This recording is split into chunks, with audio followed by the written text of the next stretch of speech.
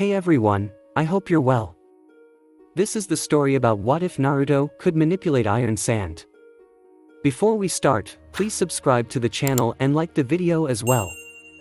So without any further ado, let's start the what if. Shodaime Hokage. The pages turned again. The first Hokage, and founder of the hidden village of the leaf. Creator and last user of the Mokuton, wood element techniques. Several pages were shuffled again. Village has been known for their fire techniques and master eyes in illusion. That's mastery's Naruto. Think of your friend Sasuke. You said he was good at making people see things that weren't there. Naruto hummed a second before nodding in agreement. Several more pages turned and Naruto growled at the candles when it flickered. Fire Country was created in the year 321, when the emperor broke his empire into different providences. Naruto, don't worry about the politics.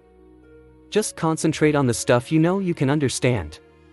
Naruto gave a sigh of relief and skipped the next few pages detailing why it happened. Gaara. Naruto didn't look up from his book. What is it, Naruto? Gaara had his nose in a similar book to help his friend learn about his village's history. When are we supposed to get confirmation that your mission is done? I really miss using lamps. Gaara looked up from the demolished building they were sitting on. He saw the group of ninja at the base of the rubble and their quiet, unobtrusive murmuring. The hunter Nin should be done with the body soon. We have to show the old man the body, and we can just take the head with us and go home. Naruto shivered but continued reading. Think they will get done before night sets? Or should we set up a fire to keep warm? Naruto turned another page. The part about mentioning Tsunade Abakan was interesting since he knew her even if it's only parts when she was born. Gaara set down his book and stretched.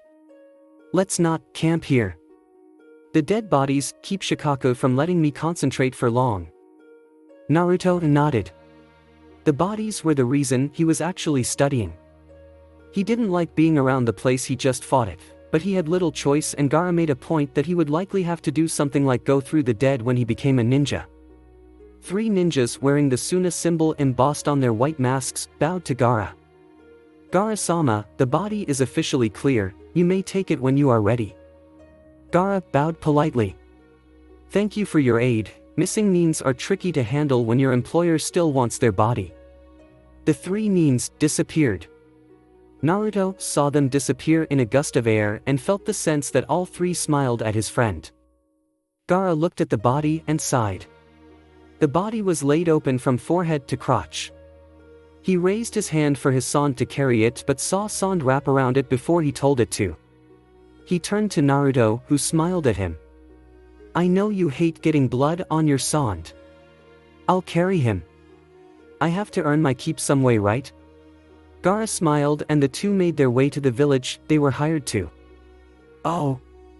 Gaara, any ideas what you want to do today? Naruto and Gaara had just left the council's office for their pay and walked back to Gaara's house. They had dropped their gear there earlier in the day after they had completed their mission and only now had gone to get paid after cleaning up. Naruto placed his history book on his head and had his 2 hands keeping it held there. Gaara stayed silent while looking ahead of them. Naruto smiled before shouting out. Tima. The girl turned to wave at them before Naruto ran ahead to greet the girl. She was still taller than the hyperactive boy, so it was not really dangerous when Naruto jumped onto her and twirled around her neck until his body was on her back, legs wrapped around her waist and had his chin on her shoulder. Did you miss us? Naruto said, doing his best not to shout in her ear. Temari grunted before trying to pry the boy of her back. You are so lucky you didn't have your Sand on. She looked at the mounds of Sand that fell of the boy as he ran to her. And not when you do this? No, I didn't miss you. Naruto gave a dramatic sigh. Well, I missed you. Want to go on a date? Temari gave an angry cry when she finally threw Naruto over her shoulders. He fell to the ground at Gaara's feet, who only now had finally walked to their spot in the street. Naruto smiled at Gaara from the floor before saying, Do I take that as a yes? Temari felt thrown off whenever he instantly asked after she physically turned him down. She crossed her arms. No Naruto, I am not going to go out with you. Gaara looked at his friend on the floor who stood quickly to dust himself off. He extended his hand and the book Naruto dropped in his sprint to his sister. Your book. Naruto took it saying a mumbled thanks while stuffing the book in his bag. Gaara thought about what he was going to say before he addressed his friend. Naruto, you might have better luck if you just walked up to her and asked her like a human being. Naruto craned his neck to look at Gaara. After a few blank looks where Temari hoped he might actually not tackle her, he grinned out. Where's the fun in that? Temari just groaned. Gaara turned to his sister and with a shrug of I tried. The red-haired boy started walking ahead of them. So no date today, huh? Naruto asked after titling his head seductively. No date, Naruto. Naruto nodded before walking up to her. Naruto gripped his book before he leaned forward. Alright, no date. He then quickly pecked Temari's lips with his own before walking past her. Temari turned a dark red and stood there in shock. She touched her lips and stuttered for a few seconds. Naruto walked ahead of the shocked Son ninja in training and grinned to himself. From behind him he could feel the sudden anger from the older girl. You better run for your life, Naruto. Naruto laughed wickedly while carrying his ever-present book on Konoha history. It was not long after his return from Snow Country that he realized that he would not see his friends and Suna for years, if ever again after he left this time. Naruto knew that if he could not have Temari as a girlfriend he would have as much fun being with her as he could, even if it risked bodily harm. Naruto waved to Gaara as he ran past his friend. Gaara winked at him and Naruto laughed. Naruto and Gaara knew that these last few months would be the only time they would work together as ninja. Going on a second mission in itself was an argument that still gave Naruto a headache. It had been an argument with the Kazekage, but Naruto found it was well worth standing against the Kage over if he was allowed to work as a mercenary nin. It was luck that Shizune had to leave for Leaf Village. They had an emergency, and she was needed. Naruto had encouraged her he could handle himself and with his first bit of freedom he tagged after Gaara on his second mission. The Kage would not admit it, but the allowance of Naruto going along with his son had given the two a notoriety. He had sent the pair on C-class missions and eventually regular B-class missions. The killer intent the two boys released in one mission was felt for miles and covered two small villages. The fact it was two small boys from sunagakure made many potential customers flock to the Sond village to hire the two boys, or someone of equal skill. Naruto didn't understand what that meant, but he was happy when he got back from whatever job he and Gaara were sent on to play with Temari and Kankuro after their training at the Sond's Ninja Academy. Damn it, Naruto! Come back here, so I can kill you. Naruto twisted out of Temari's grip and people who they ran by laughed heartily at the two children. Naruto grinned at her when she scowled and almost whined out, "You stole my first kiss." Naruto turned his head while running. You stole my heart first, Temari-chan. Naruto saw the dead-end ally and ran up the wall. Temari pulled out the new fan she had strapped to her back and used it to vault into the air before swinging it at the blonde boy. The resulting gust of air caught up to Naruto and he was promptly thrown from the wall and slammed back into the ground. He didn't get up right away and Temari landed in a dead run only to stomping her foot to hold the blue-eyed demon in place. Haha, you are dead now, Uzumaki. Just admit you will miss me when I leave and I can take you out on a date, sweetie. Naruto said as he winked at her. Temari paused in mid-glare before she realized that she let what he said affect her. She raised fan to hit his face when Sond flew and caught it. She gripped the fan and glared at Naruto, who looked surprised. She gave a fierce growl before saying, "You better let go, Gaara, or you will be next. Enough playing Temari, me and Naruto have another mission."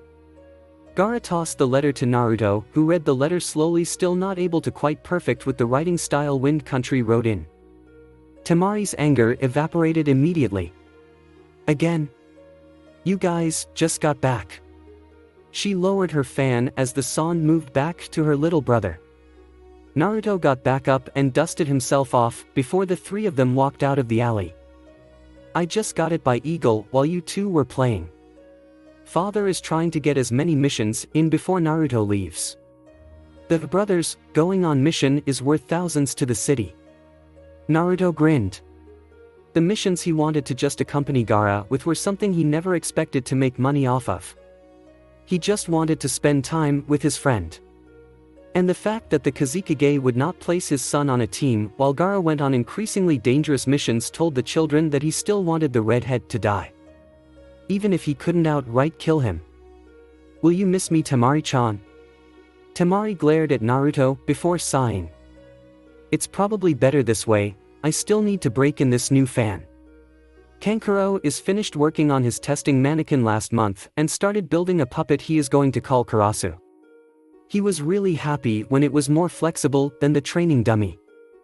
Naruto and Gaara both snickered. Temari looked at them both and half closed her eyes. Nay, do I really want to know what you two did? Nothing that will do lasting damage, just giving Kankuro an excuse to take apart and work on his doll some more. Grinned Naruto.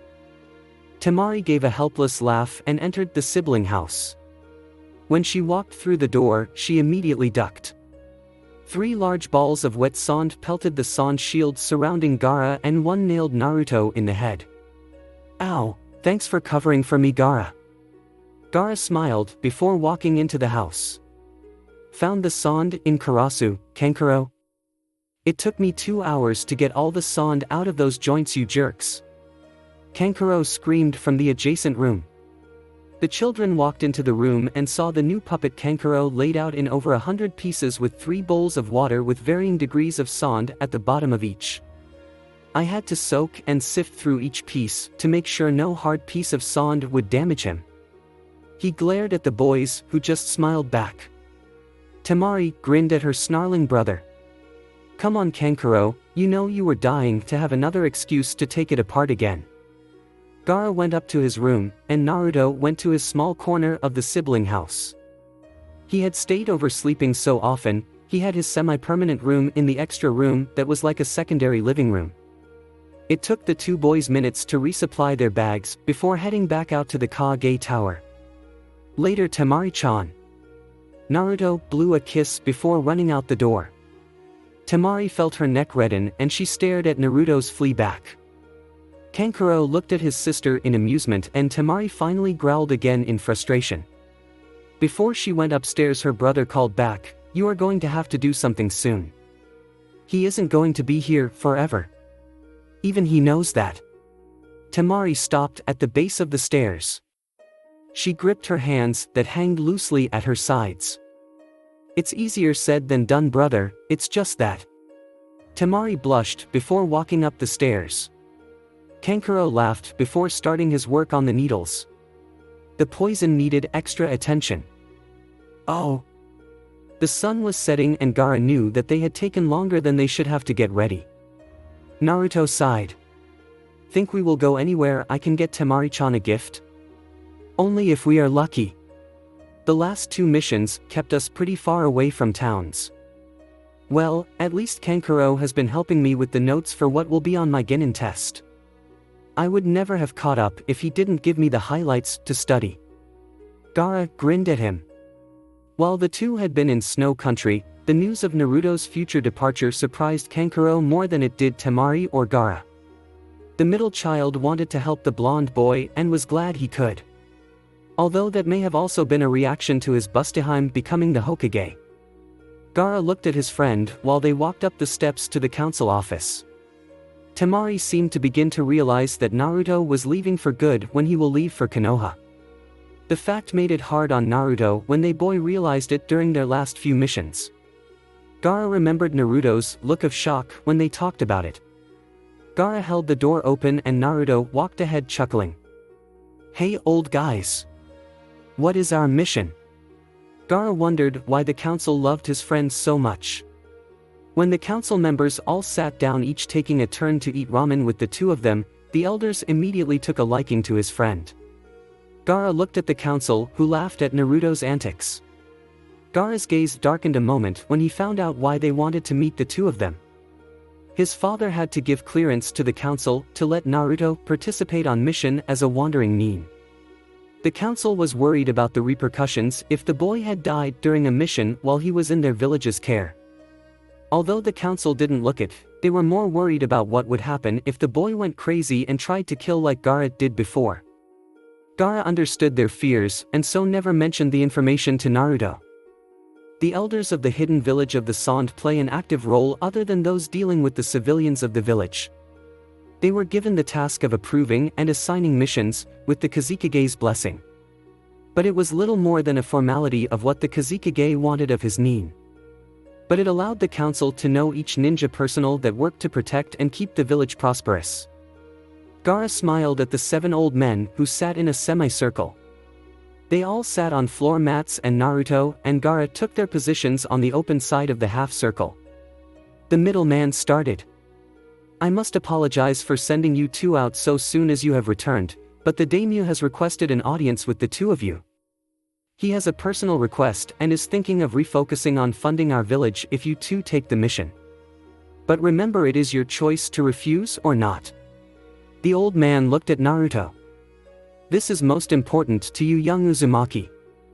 If something happens and you die, it is likely that we may go to war with the Leaf, regardless that the Wind Country daimyo is one of their main customers. Both boys looked at each other before nodding. We will leave now, Gaara said while standing up. Naruto restrapped his bag to his back and grinned to the old men. Don't worry about us, me and Gaara are friends, whatever war happens. When we are Kages we will always be allies. He waved to them as he walked out. Gaara grinned. Naruto completely ignored the fact that the war would likely only happen if he died. Gaara bowed to the old man, remembering to show them the respect Naruto seemed to always forget. When he walked out the door, a jonin nodded to the red-headed boy. Here is a map, it shades the points where you can avoid hassle. Do not take any unnecessary risks, young master. Gaara smiled at the jonin. While Naruto endeared himself to the old council, he had somehow won the respect of many of the jonin and chunin while performing his missions. Thank you, sir. Gaara looked at the map as he left the building, already seeing Naruto impatiently whining. Let's go already, it's cold at night and I bet it's a long way. Gaara nodded and threw his gourd of sand into the air. It landed with a thud before it was lifted up by sand-turned stone. The rest of the floor formed into a small skiff and Gaara and Naruto hopped one. Naruto did several seals before placing his hands to the base of the boat and the rear exploded with chakra. It was not long before the speeding ship was out of sight from the village. Oh! Naruto sighed when he finally took off his face mask. The sandstorm they were traveling through finally passed. Gaara yawned next to Naruto, who looked at the morning dawn with sleepy eyes. The two of them had traveled overnight to cut time and were glad their detour did not take them too far out of their way. They passed the canyon that ran across the middle of Wind Country and came to the mountain range that lined the western countryside. Naruto, we will get there in an hour. Can you take control? I think I am going to fall asleep soon. Naruto grunted lazily before their sled came to a complete halt. Naruto stretched and preformed several hand seals. It took him a long time to learn how to associate the proper hand seals to mold the chakra-imbued sand. He was just glad it didn't require so much stamina now. The hour passed quickly before they found they had to stop using the sled. The ground was solid, and they both ran across the cracked dry earth while seeing the outline of the city gates. At the gates, both were stopped. Naruto looked at the two men who were standing guard before looking at the tall walls that surrounded the city. One man smiled. The walls are there to block out most of the wind so the capital can have their own farming land. Naruto nodded while still craning back to see how high they went. He never noticed them when they came to the entrance as he was so intent on the gates. Naruto wordlessly followed Gaara when they entered the palace. It was still early morning and the two were found playing on the steps. Excuse me, may I help you two children? Naruto got off the polished marble banister and grinned. Nah, we are good thanks. Naruto turned to Gaara, who shouted he was ready. Go for it. The man who found Naruto looked up to the banister railing and felt his eyebrow twitch in annoyance. A red-haired boy slid down the railings from the above level. Excuse me, but where are your parents? This is the daimyo's palace. Not a daycare center. Naruto smiled when Gaara walked up to meet the strange man. Naruto looked at the bearded old man. Mine are dead. My mom died giving birth to me and my dad sent me here in hopes of killing me. The retainer looked at the two children with annoyance. Keep telling me these lies and I will have the guards remove you. Now where are your parents? Gaara let his smile drop. He lowered the lip of his muffler that wrapped around his neck to show his Suna headband. I am a Sand Nin. We are here on a mission. We happen to be early and are just waiting until it is late enough to meet with the daimyo. The man paled and he recognized the tattoo on the boy for the first time. He looked over to the blonde and saw the whisker-like tattoos on the boy's cheeks. My apologies, I had to inquire as part of my job. The daimyo Velram will be ready to receive an audience in the next 20 minutes, if you would be so kind as to wait in the guest chambers. He moved his hands in a gesture to follow him. Both boys followed obediently. The two looked around and Naruto squealed when he saw the fireplace was larger than the door they walked through. It's bigger than my room. Gaara shook his head. He turned toward the man who was on his way out. Thank you for the courtesy. When the daimyo is ready, we will be waiting. The man nodded before the doors closed behind him. Almost an hour passed while the two had settled themselves to sit and play a card game where they each took turns bluffing what card they set down on the stack. The doors opened and both boys looked up patiently. I apologize for the wait. Please follow me. The boys followed the new guy around to the main hall and down the column-lined path. At the entrance to the throne room they both looked at their escort when the daimyo was not there. The man kept walking towards the seats and to the back door. Naruto hummed to himself when he studied the room. Gaara tugged the other boy's shirt and both followed the man into the next room. The man was already knelt. Both walked up to stand next to him and followed his lead. Both recognized the daimyo outside of his traditional robes. Thank you for arriving so soon. The information you are about to hear is for only you two. The mission I am asking from you two consists of two parts. One is to retrieve a scroll one of my spies has acquired as proof of a future assassination attempt on my life. He is currently in hiding in the caves south of Portan, the southernmost port city in Wind Country. We have lost contact with him after he told me of his message.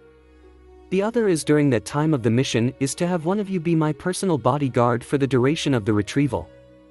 Both boys looked at him before nodding. Both raised their hands quickly. John Ken Pon. Gaara smiled while looking at Naruto's rejected face. Naruto looked at his hand in shock and betrayal. I never lost before. Gaara laughed. We will take the mission, I will go in search of your missing spy and the scroll. Naruto grinned through his teeth and said, I'll watch over you, daimyo-san. Gaara quickly glared at his friend. Thank you. Velram bowed his head and raised it again before the children's escort could protest. The man who is a spy is a good friend of mine. If you find him, dead or alive, please return him here. If you find him either way, despite retrieving the scroll, I will consider this mission a success. Gaara nodded in understanding. I will return in 3 days. With another bow and a wave to his friend he disappeared in a swirl of sand. Naruto sighed before looking at the ruler of the nation. So do I just follow you around? The escort made an indignant noise, but the daimyo just laughed. Oh. Naruto thumbed through his book studiously, ignoring the old windbag's ramblings to the daimyo. This was the second guy he had met on a council that just seemed to like to hear himself talk, and Naruto wondered if Konoha's council has an old windbag like this one. Daimyo-sama, I believe it is in the best interest of the council that you let this law pass. The council has agreed to it every time you have rejected it. The daimyo waved his hand airily. The majority of the council has agreed, and a few of those agreed on shaky ground. The law would lower the income of the country while allowing more money to be spent on imports than what we export. It's not economically sound. Bring a new draft where we do not need to raise the tariffs on the imports, and we can talk about this bill again. What is the next item on the agenda? The man huffily sat down amidst the blond boy's quiet chuckles. The windbag glared at the boy, who disarmingly smiled back. I have just one more, daimyo-sama. A man in the rear of the 2 rows stood. He pulled out a parchment and read. The southern ports have had a problem in the caves with a sudden band of thieves who have seemed to hold their hideout there. They don't seem to be bothering the locals, but they are searching the caves. Our best guess is that they are searching the ruins for artifacts to sell on the black market. Naruto snuck a glance at the old man, nodded sagely after schooling his features. The daimyo looked beyond the group to Naruto, who had sat behind the group for the duration of the meeting. Naruto just shook his head. The daimyo understood the silent message. We will acquire a team of ninja from Suna to investigate the problem. A few men stirred at this. Sir, wouldn't it be better to have a ninja from the Leaf to explore the situation since they are closer to the border than the desert villages? Naruto looked up from his book, vaguely interested. No, I have several ninja from Suna and they have made a good impression on me. I will entertain their services for the time being. But sir, that critical mission, they failed. The daimyo glared at the man before saying, enough. The discussion is over. That mission was doomed to fail with the parameters we have given them, and they had lost good shinobi. I do not want to hear you undermine their sacrifice to our country again. The retainers quieted. Velram sighed before asking for any other problems. The group gave a resounding no. Be at peace, gentlemen. And good day. The men shuffled out of the room amongst discussion of their future plans. Naruto walked up to the daimyo. Was the mission the Sand guys went on that bad? The daimyo nodded. Some information was leaked about a plan we had to restart our trade with Water Country. The ninja we sent was a genin team. But the spy who had stolen the information was a missing nin of a class. The group was annihilated and the information was sent to Earth Country, and they quickly added tariffs to OU trade us, effectively stopping our plans for expanded trading before we started. Naruto nodded while only understanding parts about the ninja. He looked up at the older man while setting his book in his bag. Don't worry about Gaara, sir. He can take care of himself and the guy. The daimyo gave an uneasy smile. The second day to Gaara's mission came to a close. Oh. Gaara stood in front of the caves he was supposed to search with an aggravated sigh. He was not surprised when he found others combing the caves. He was actually relieved. If these were the men who were searching for the hiding spy, it gave him hope the man was still alive, and with the scroll. Gaara slipped through cavern after cavern, ignoring the men who ran around him. He sound confirmed they were indeed looking for the man. One of the younger adults of the group barked out orders left and right. Gaara saw a headband of what looked like the stone village. Gaara scratched his head as to why a ninja would enlist help from thugs and not search for the man himself. He shrugged it off and quickly made his way deeper into the caverns and finally made it past the searching party's leaders. He shook his head at their idiocy. A few actually his shadow, but quickly dismissed it. They should know that no shadow should move. Gaara found himself in a cave without the light of the searching parties. He closed his eyes and let his body circulate chakra and opened them, slightly amused that he could see small reflections of light. It was not much, but enough to keep moving ahead without light to be found by. Gaara let the sand fly out of his gourd and it formed a small floating platform. He concentrated a moment to instill some extra chakra into the floating craft before he stood on it and started flying in the center of the cave at terminal velocity. It was a few minutes of meandering through several different paths that Gaara sighed to himself. The line of caves he found was a dead end, and he slowly approached the faded light ahead of him towards the party searching line.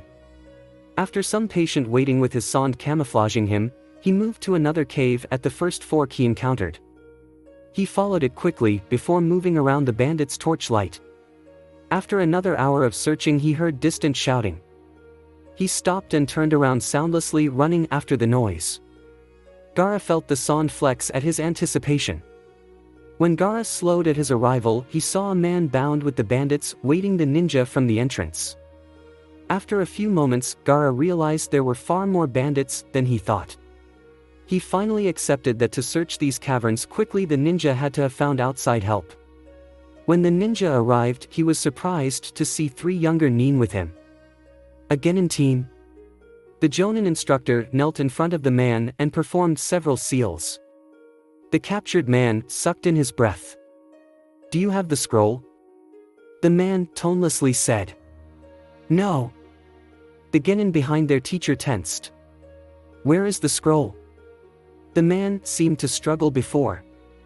"I have hidden it to be retrieved in approximately 2 days." The Jonin sighed in relief. He cancelled his jutsu. This was a wild goose chase. The mission will be complete by tomorrow. Gaara's eyes widened. The Jonin instructor pulled out a kunai and threw it at the man's chest. The man was just now able to see past the fog the jutsu did to his mind. He gasped at the flying kunai before sand encompassed him. Sand flew around the cavern, pressing the bandits to the walls before the sand gave way to burst of blood. The Jonin barked at his genin to stand back. Gaara stood on the ceiling smiling at the naivety some people have of what should be above them. Gaara knew Naruto had always tried to surprise him from every angle. Above, below, from the human body's natural blind spot. Gaara looked at the genin who shuffled uneasily at the carnage surrounding them. The sand circled the 4, keeping them in one tight area. "I am sorry to say that you have given me not much time to work with. But rest assured my friend will protect Daimyo-kun." The Jonin swore before throwing a kunai at the ceiling. Gaara's sand caught it easily. "As for you 4, well, I am sorry genin such as them should die here." The Jonin performed several seals. The earth around them erupted in an explosion, creating a miniature hall towards the entrance of the cave. "Get out of here now. I'll try and slow this one down." The genin started to protest, but one look at their instructor forced them to run. Gaara looked at the exit, wondering if he should let them go. His sand could easily block their path. But he finally decided against it. Ninja or not, they were still young and Naruto doesn't like killing young people. Although now that Gaara thought about it, the 2 of them were far younger than any normal genin. Gaara let himself fall to the ground and he landed in an E-bend. He looked up at the Jonin and was surprised to see the man look at the boy in horror. "Gaara, brother of the sand." Gaara looked at the man, surprised that the Jonin knew his name but didn't understand the title. "I am famous?" The redhead asked blandly. "Sorry, but I don't much care. You will die now." Gaara raised his hand and sand flew towards the Jonin. The man disappeared and reappeared in front of the boy. Gaara saw the punch land against his dome but saw that the knuckles almost went through. The sand parted slightly, allowing the boy to see the Jonin behind it. "Fast, aren't you?" Sand surrounded the Jonin and quickly latched onto the man's legs. The Jonin's legs exploded and the man fell to the ground in a cry of pain. Gaara waved his hand and sand encircled the spy, who cried in fear. "I won't hurt you, but we don't have much time." Gaara formed a floating platform and set the man on it before hopping on it as well. Gaara looked at the man quickly before turning away. "Those bandits saved you. I hate having too much blood in my sand." "Oh." Naruto rose early and looked over from his couch to the large bed his client and wife slept. The blonde was uneasy about sleeping in front of a half-clad woman, but he resigned the fact that he was supposed to protect the daimyo, and that meant that the man was not leaving his sight. He sat silently while waiting for the old man to wake up. It had been an odd 2 days. Besides the fact that he had found himself working on a mission alone, Naruto found he liked talking to the old man. The daimyo knew a lot about Fire Country's history, and Naruto realized that the old man was actually there for some parts of it. It was another hour before the daimyo stirred, and he followed after the man like a shadow. Naruto felt his eyebrow twitch like Gaara when he heard some older men saying the boy followed the daimyo like a lost puppy. But he knew there was little he could do. Naruto looked up and he felt a murderous intent from beyond the city and moving fast. "Sir." The daimyo stopped speaking and talking to his wife. "I need you to do me a favor and have you and your wife follow me." Naruto did some quick thinking. He knew he felt someone come through the inner city walls. The hackles on his neck stood at attention. Inside a small chambers, Naruto looked at the daimyo and his wife. "Sir, someone is coming towards the palace and giving off a strong killing intent. Just for your safety, I need to provide a decoy." "I am sorry, sir, but I need your help to pull it off. And your wife needs to hide for a moment." "Oh." Naruto walked out the door from the close chambers ahead of the daimyo and his wife. Naruto felt the killing intent draw closer and refused to let himself be intimidated. The small boy walked ahead with a smile on his face, with the daimyo and his wife following close behind. The three had left the main hall and walked down a by's path towards the imperial wing. The wall on their right was lined with glass, allowing the sun to filter through the images on them to cast themselves on the floor. The blonde boy raised his hand. Sound erupted from him, and the daimyo and his wife flew against the far wall. Naruto threw a dagger through the window and towards the roof of the lone spire in plain view. The knife exploded halfway there, and a tall man with a larger sword strapped to his back watched the boy in interest. "Why are you here?" Naruto felt his blood pumping while watching the gray-pale man carefully. The man in question looked over to the sand against the wall and grinned. He performed several hand signs faster than Naruto could see them. Suiton, Daibakufu no Jutsu, water erupted from behind the ninja and flew in a tornado at Naruto. The blonde was lifted from the torrents of water and slammed against the wall. The cracks fanned from his body, and Naruto's eyes were wide. "Can't keep up." The man smiled until the Naruto on the wall broke into sand. He turned back to the sphere of sand and saw it slowly spread apart to allow a head of a panting daimyo look at him. The daimyo's face turned into sand, and the assassin had to laugh. The sand showed a small boy's serious face. "I am impressed. I never expected some kid to be able to pull something that complicated off." The man looked at the kid again before pulling out his wrapped sword. "But it looks like that wore you out, didn't it? So you are here to kill daimyo-san?" The man smiled. Naruto smiled back just as savagely. "Too bad you didn't know that demons don't tire like we do." The man looked at the boy and gripped his sword when red chakra leaked out from the boy. Naruto walked out of the sphere.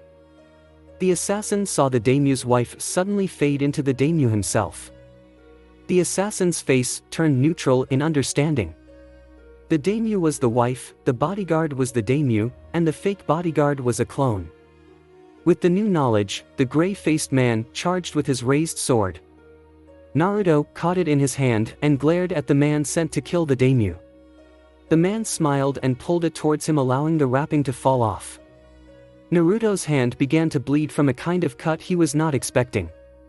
Naruto's red eyes looked at the sword, unsure what to make of it. "This sword shaves." The man flicked off the blood from the many small talon-like blades on his sword. "I'll kill you by taking piece by piece." The man charged again. Naruto caught the blade again and gripped it to keep it from moving. The man was too strong, and the man laughed when he pulled it again, making sure to maim the boy's hands. Naruto's hand turned to sand as it was being cut and seeped through the cracks in the blade, and Naruto moved back, glad his hand was saved. Cold, gray eyes looked at the boy.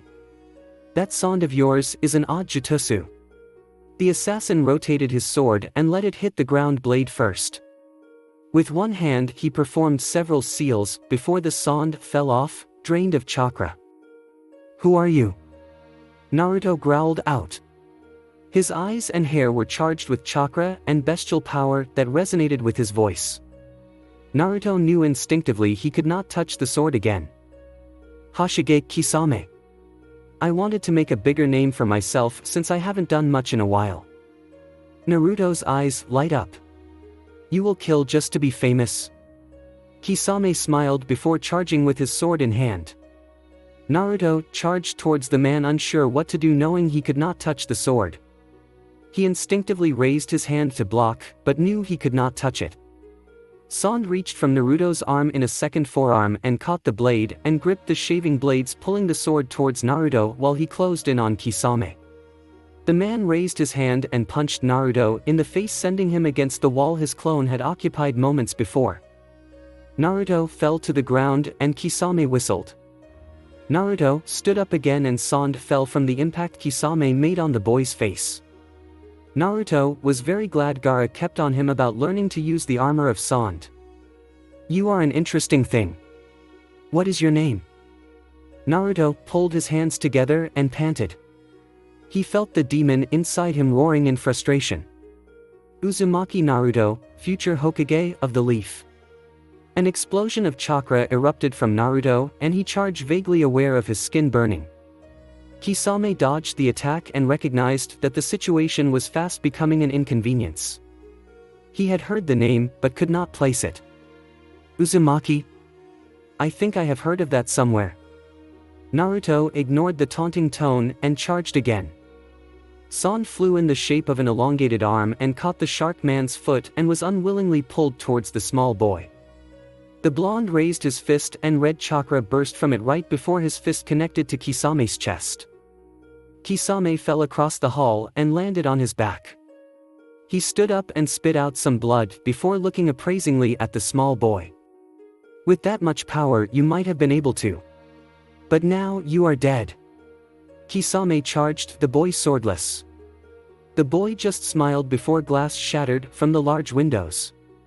Kisame was hit into the wall but stood up as the last of the glass hit the ground. What took you so long, Gaara? Gaara smiled through the snout his sand formed around his body. His muzzle's jagged teeth bared while setting a man down. I would have come faster if I had not had to look for a damn scroll. The daimyo? Naruto smiled, wide red eyes. Safe. Naruto let the sand slowly gather itself at his feet before it wrapped around him, cooling off the burning skin. He leaned forward and sand reshaped itself to match muscles of a four-pawed animal. Long ears rose from the animal's face and Kisame finally remembered where he heard the Uzumaki name before. He swore to himself, knowing he could not kill the boy. He looked at the other thing and realized it was another boy in sand. He leaked yellow chakra and his dead yellow eyes glared at him. Containers of the tailed demons. Gaara and Naruto both turned to the assassin. He began laughing hard. I guess I really should not have been dawdling, not as if anyone else hasn't. Kisame raised his hand and his sword flew to it. He swung it to his back. This is an interesting finding. I will see you soon, Uzumaki. With that, Kisame turned into water and splashed to the ground. Gaara and Naruto felt their bodies weaken and the sand fell off them both. The sand around the daimyo receded towards Naruto and it sat uselessly at his feet. It was a few moments later that guards arrived to secure the grounds. Gaara finally stood up and waved weakly to the daimyo. Mission complete. He tossed the scroll to the man before collapsing again straight into unconsciousness. Oh! Naruto and Gaara stood at the steps of the palace and sighed. They would both miss the castle. Think the guys in Suna will give us both a break? Gaara thought on it while they left the city. I doubt it. Naruto grinned. Let's get to town, I saw something I want to get Temari-chan. In town, Gaara watched while Naruto dug his pockets for money and yelled at the owner to bring down the price of the gift. The two boys smiled. Naruto made a good deal. After talking about how Temari would act to the gift, Gaara looked at Naruto. You do know you are talking about my sister, right? Naruto stopped and looked at his friend. Yeah, I know. Did you have a problem with me going out with Temari-chan? Gaara just shook his head. Just making sure you know. Naruto laughed before tucking the gift securely in his bag. He took in a big breath of the warm salty air and stretched. Naruto felt he was getting tired of the hard missions. "We'll all demand we both need to take a break, and get you a real team when we meet the old men." Gaara nodded, silently thinking back to the failed assassination attempt. Both boys were unsure what would have happened had the assassin chose to stay and continue his attack. They both made it clear to the daimyo that they were just lucky.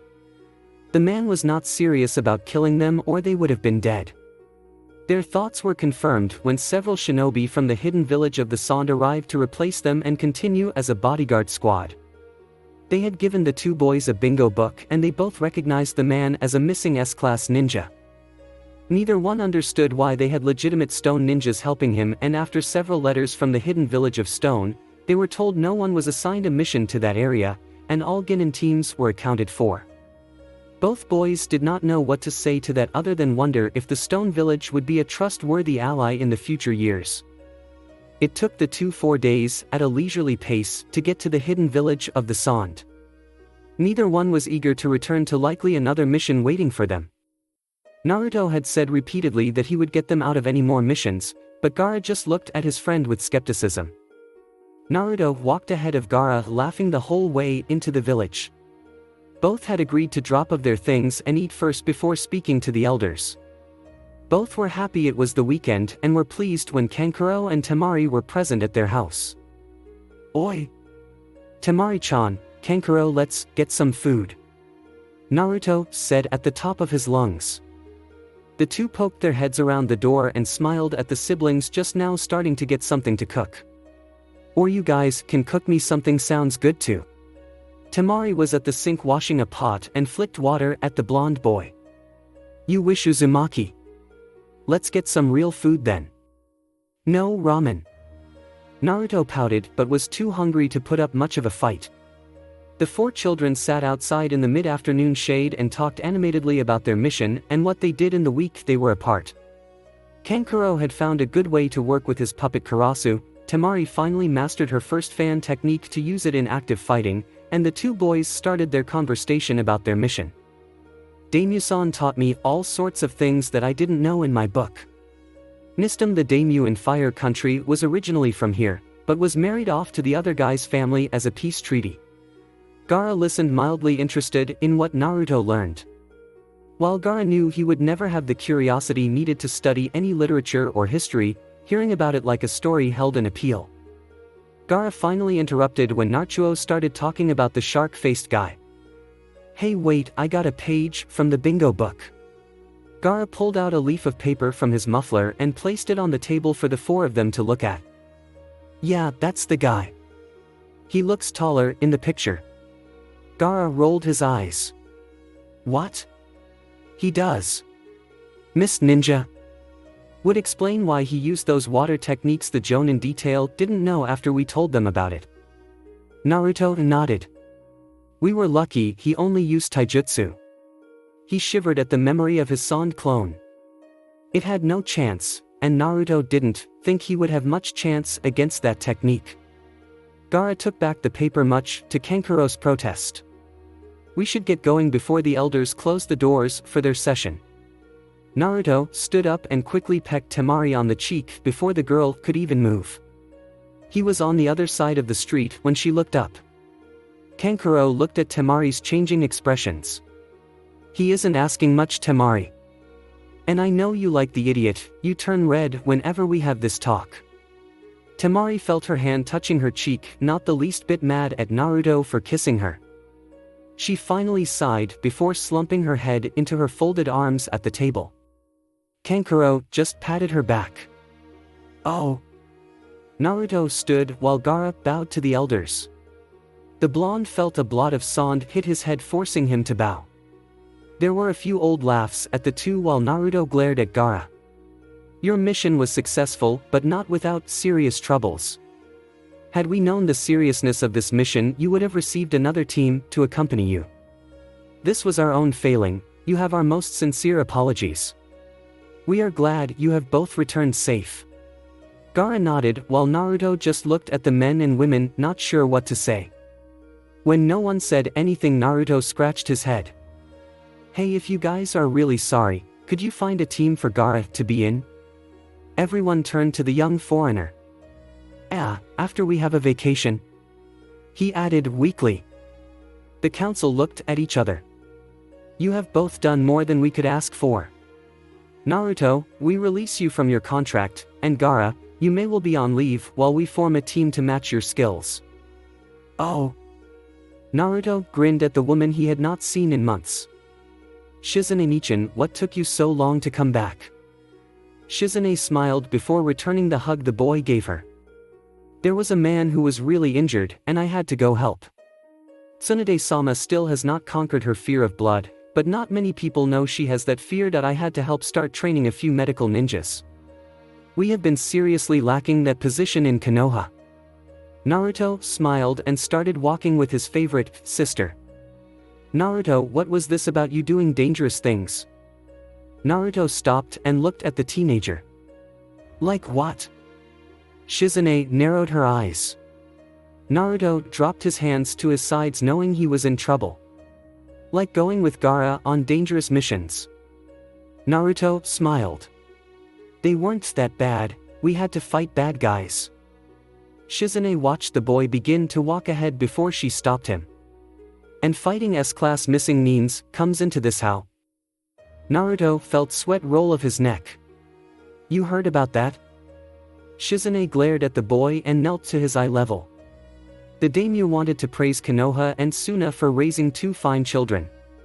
Tsunade nearly had a heart attack when she heard you could have gotten killed. Naruto lowered his eyes and Shizune sighed. She gave him a hug and a kiss on the forehead. We just worry. But that still doesn't excuse you or the Kazekage for letting you do anything dangerous. Tsunade had really let him have it after the daimyo debacle. Naruto thinking it was a good idea that he and Gaara took their vacation when they did. Well, we haven't left the village for the past month. I am ready for that Ginin test and we are throwing me a going away party, want to come? Shizune smiled and Naruto led her through the Suna streets. The two headed to Gaara's house after taking a 2-hour detour to run around town. Shizune shook her head at Naruto. He had adamantly refused to allow help with the bags he was carrying. Shizune repressed her laughing while seeing Naruto dance on his toes trying to navigate the doorway with no success. Gaara found the two of them and watched Naruto from the stairs. Naruto roared out. I can get through this door, I got a plan. Shizune finally stared laughing. Kankuro. Temari. Help. Naruto has a plan. The San siblings set out quickly down the steps and stopped just short of the door. Naruto stood there balancing 4 bags as large as him over his shoulders, a bag on his back and a bag handle in his mouth. Around the paper handle that was quickly seeping through with saliva, Naruto ground out. I can do it.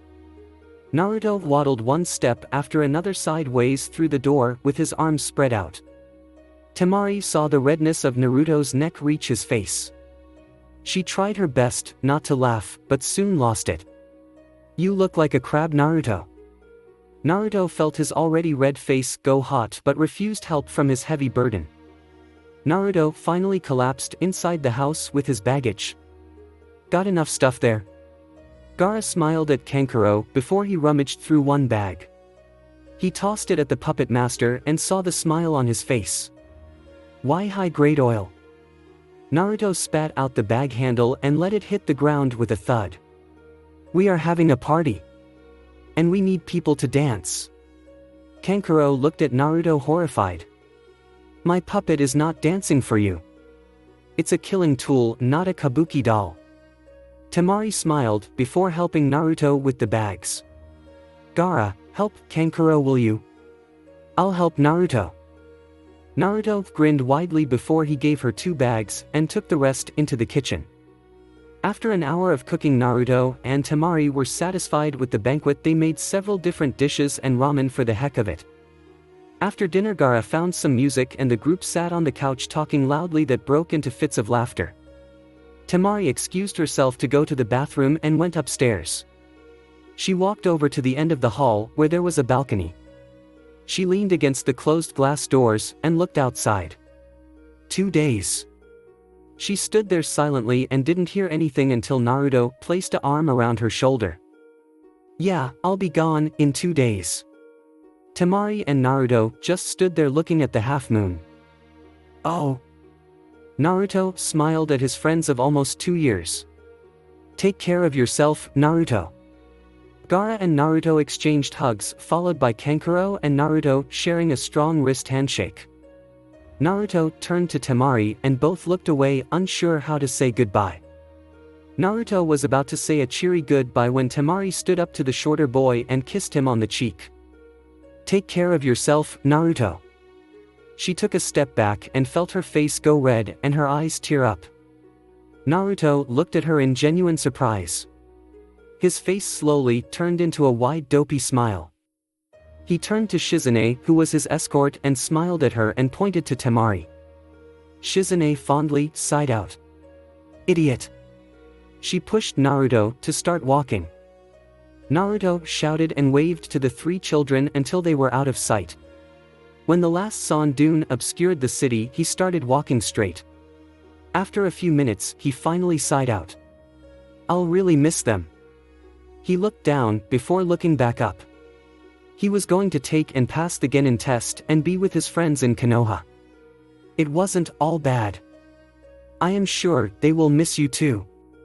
You and Gaara are like brothers, the way you are inseparable. Naruto smiled. Me and Gaara are brothers. Oh. Temari sat in front of the television, letting the snow from bad reception block out the show she was not watching. She finally gave a long huff before trying to stand up. She fell back down onto the couch and looked to see both of her brothers holding her shoulders. What do you two want? She was not in the mood to argue and didn't have the energy to play. Both brothers exchanged a glance before sitting next to their sister. Temari wondered what they were up to, but the 3 just sat there in silence while watching the snowy reception the TV was getting. After 10 minutes, Temari tried again to stand but was forced down by her brothers. What?